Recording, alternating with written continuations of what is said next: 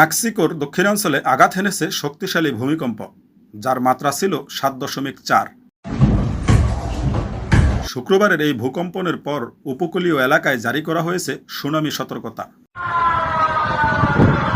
কেঁপে উঠেছে পার্শ্ববর্তী গুয়াতেমালা ও এল সালভাদরের বিভিন্ন অঞ্চলও। মার্কিন ভূতাত্ত্বিক জরিপ সংস্থা ইউএসজিএস জানিয়েছে, মেক্সিকোর পুয়ের্তো মাদেরো শহরের কাছে আঘাত হানা এই ভূমিকম্পের উৎপত্তি স্থল ছিল ভূপৃষ্ঠের প্রায় 10 কিলোমিটার গভীরে।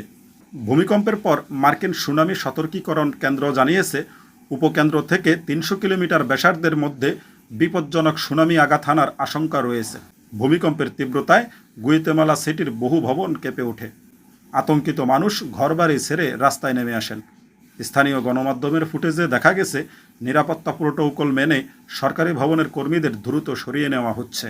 এল সালভাদরেও ভূকম্পন অনুভূত হয়েছে বলে জানিয়েছেন প্রত্যক্ষদর্শীরা।